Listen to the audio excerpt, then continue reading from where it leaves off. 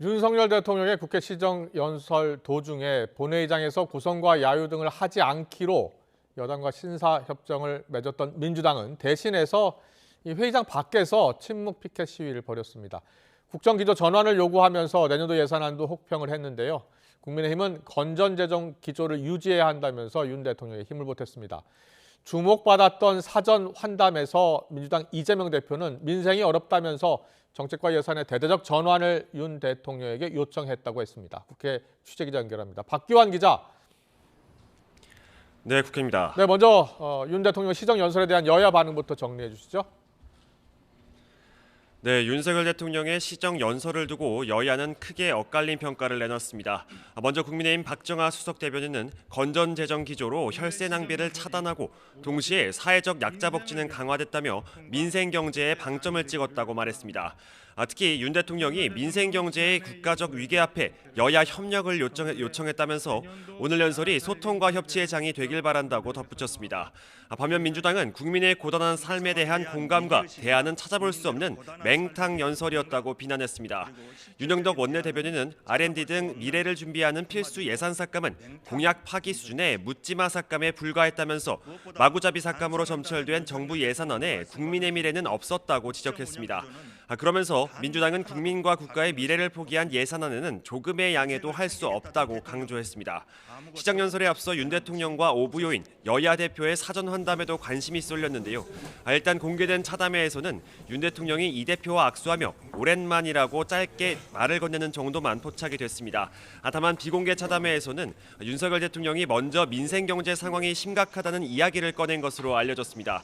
이에 대해 이재명 대표도 답을 했는데요. 직접 들어보시겠습니다. 우리 현장에 민생과 경제가 너무 어렵다는 말씀을 드렸습니다. 정부 각 부처들이 지금까지와는 좀 다른 생각으로 현장에 좀 더 천착하고 좀 정책이나 예산에 있어서 좀 대대적인 전환을 해주시면 좋겠다는 말씀을 드렸습니다. 이번 사전환담은 짧은 시간 많은 사람이 참여했던 만큼 영수회담 제안 등 기대를 모았던 수준의 대화는 오가지 않은 것으로 보입니다.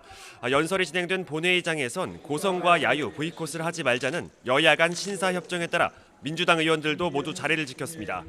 또 여당 의원들을 중심으로 30여 차례의 박수가 쏟아졌고 윤 대통령도 연설을 마친 뒤 여야를 가리지 않고 의원들과 악수를 나누기도 했습니다. 하지만 민주당은 이에 앞서 윤 대통령이 국회에 도착하자 소속 의원들이 국민 포기, 국정기조 전환이라는 피켓을 들고 침묵 시위를 벌였습니다. 네, 그리고 어제 국민의힘 김기현 대표요. 김포시를 서울로 편입하는 방안 추진하겠다고 해서 파장이 일고 있는데요. 관련 소식도 전해주시죠. 네, 말씀하신 대로 김기현 대표는 어제 김포시 주민들의 의견이 취합되는 대로 김포시를 서울로 편입하는 방안을 추진하겠다고 언급했습니다. 윤지혜 원내대표도 오늘 원내대책 회의를 마친 뒤 김포를 서울로 편입하는 게 바람직하다는 결론을 내렸고 의원 입법 형태로 발의해 당론으로 추진할 거라고 힘을 보탰습니다. 또 광명과 과천 등 다른 지역에 대해선 김포가 먼저라면서도 지역 주민들의 요구가 있다면 적극 검토하겠다고 덧붙였습니다. 다만 야권 일각에서 제기하는 총선용 전략이라는 비판에는 지역의 요구 사안에 대해 정당 입장에선 응답을 하는 게 의무라며 선을 그었습니다. 민주당은 이에 대해 뜬금없는 발표라고 비판하고 있습니다. 민주당 이계호 정책위의장은 YTN과의 통화에서 김포의 서울 편입은 지방자치의 문제라면서 중앙정부나 여당이 지침을 주듯이 방향을 이끌어선 안 된다고 지적했습니다. 또 경기도지사나 서울시장이 어떤 의견을 내는지가 중요하다면서 만약 지자체에서 추진한다고 하면 민주당도 뒷받침하겠다고 덧붙였습니다. 지금까지 국회에서 YTN 박경입니다.